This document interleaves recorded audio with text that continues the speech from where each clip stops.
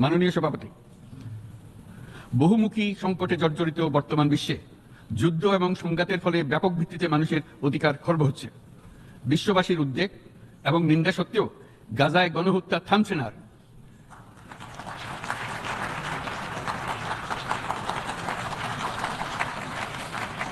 ফিলিস্তিনের মতো বিদ্যমান বাস্তবতা কেবল আরব কিংবা মুসলমানদের জন্যই উদ্বেগজনক নয়, বরং তা সমগ্র মানব জাতির জন্যই উদ্বেগের বিষয়।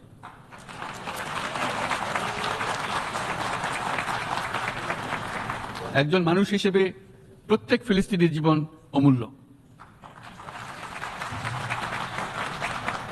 ফিলিস্তিনের জনগণের বিরুদ্ধে যে মানবতা বিরোধী অপরাধ হচ্ছে তার জন্য সংশ্লিষ্ট সকলকে দায়বদ্ধ করতে হবে।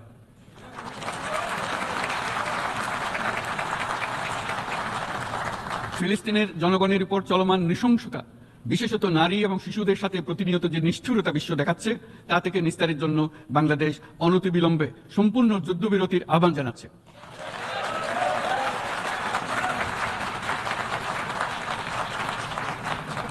দ্বিরাষ্ট্রভিত্তিক সমাধানেই মধ্যপ্রাচ্যে টেকসই শান্তি আনতে পারবে।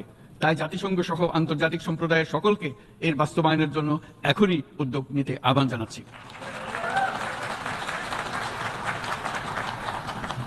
গত ২.৫ বছর ধরে ইউক্রেনে চলমান যুদ্ধে বহু মানুষ প্রাণ হারিয়েছে। এই যুদ্ধের প্রভাব সর্বব্যাপী, এমনকি বাংলাদেশের অর্থনীতিতেও এর নেতিবাচক প্রভাব আমরা অনুভব করছি। আমরা তাই উভয় পক্ষকে সংলাপে বসে বিরোধ নিরসনের মাধ্যমে যুদ্ধের অবসান ঘটানোর আহ্বান জানাচ্ছি।